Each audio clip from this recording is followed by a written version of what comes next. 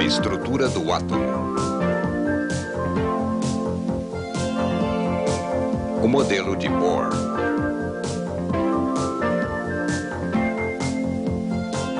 Os problemas encontrados pelo modelo de Rutherford tinham sua origem nas afirmações impostas pela clássica teoria eletromagnética. A clássica teoria eletromagnética dizia que um elétron em órbita deveria emitir radiação.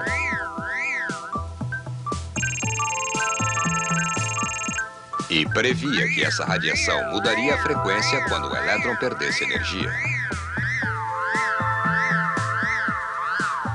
E, eventualmente, o elétron cairia em espiral para o núcleo, causando não se sabia o quê. Mas podemos ver com nossos próprios olhos que essa previsão era falsa. Alguns átomos brilham no escuro por emitirem radiação visível. Mas eles não mudam de cor, o que indicaria uma mudança de frequência. E eles também não explodem, desaparecem ou mesmo se autodestroem.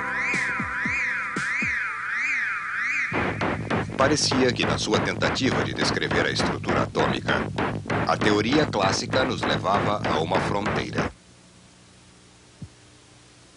Além dessa fronteira, as leis que descreviam algumas coisas deviam ser diferentes daquelas previstas por Newton.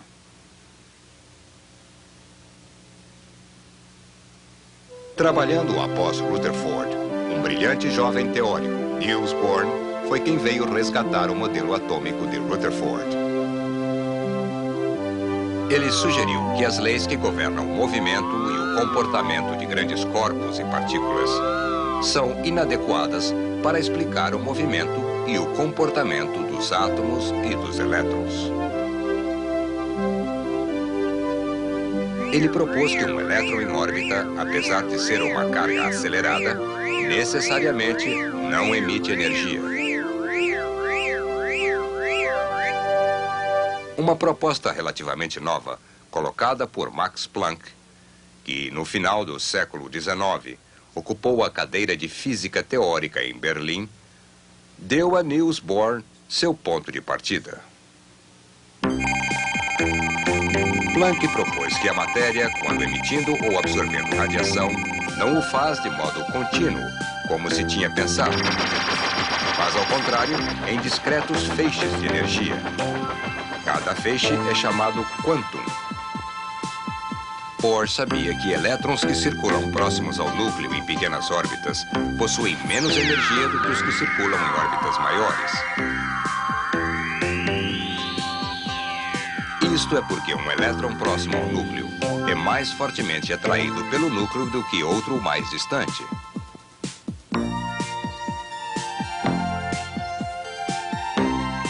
Energia é necessária e um trabalho tem de ser feito em um elétron para movê-lo de uma órbita menor para uma maior.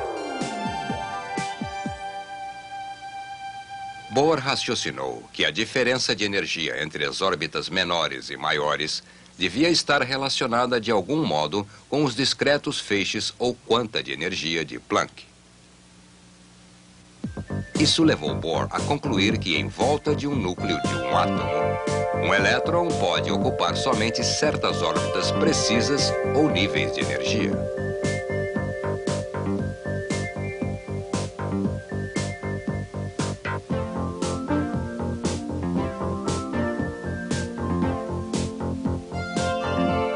Bohr previu que para o átomo de hidrogênio, os raios dessas órbitas permitidas eram dados por uma equação diretamente relacionada com o número da órbita.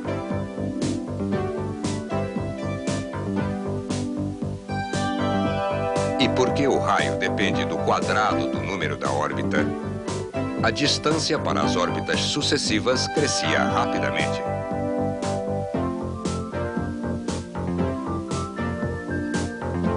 Teoricamente, não há limite para o número de órbitas. Bohr desenvolveu uma outra equação para a previsão da velocidade de um elétron em cada órbita.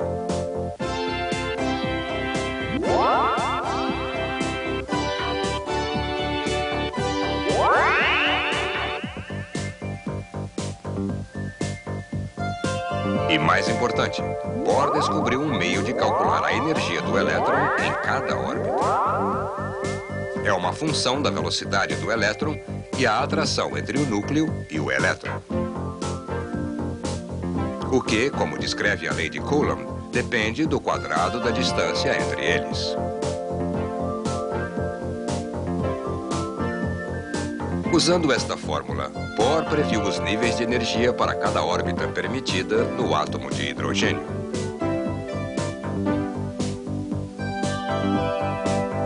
Ao formular seu conceito de estrutura atômica, Niels Bohr ocupou-se inicialmente com o átomo mais simples, o de hidrogênio, que possui apenas um elétron.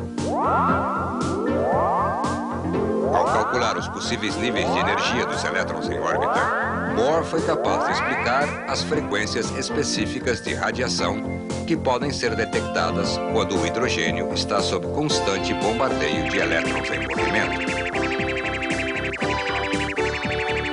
No conceito de Bohr, um elétron livre pode eventualmente colidir com um elétron em órbita.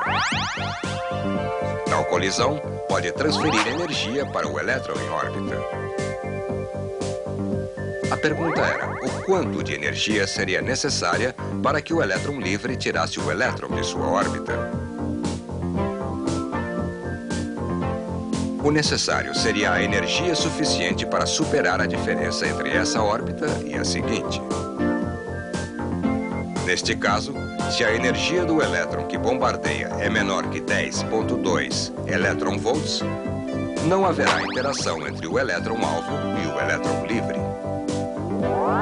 Mas um elétron com exatamente 10,2 elétron-volts pode dar toda a sua energia para um elétron em orbital, no estado estável, e saltá-lo para o primeiro estado de instabilidade, n igual a 2. O elétron livre escapará do átomo com energia zero. Um elétron não está limitado a um pulo para a órbita mais alta seguinte. Pode saltar para uma órbita mais distante, conquanto que o elétron livre que colide tenha pelo menos energia para igualar a diferença entre as órbitas em questão. Em todos os casos, qualquer sobra é retida pelo elétron livre. Se um elétron que bombardeia tem e transfere mais de 13,6 elétron-volts para um átomo de hidrogênio, o elétron em orbital é liberado do núcleo e o átomo fica ionizado.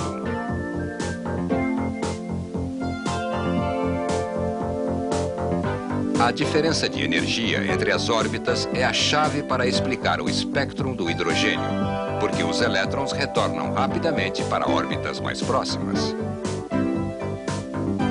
Bohr propôs que um elétron voltando para uma órbita mais baixa liberaria em forma de fóton um quantum de energia, que igualaria exatamente a diferença de energia entre as duas órbitas. Este fóton é claro, a radiação detectada. Para o átomo de hidrogênio, Bohr calculou a diferença de energia entre todas as órbitas permitidas e a frequência do fóton correspondente.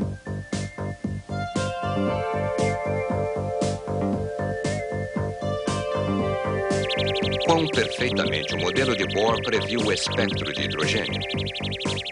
Nós descobriremos no programa seguinte. O modelo era com certeza bom o bastante para servir de passaporte para o átomo entrar no mundo da moderna física quântica.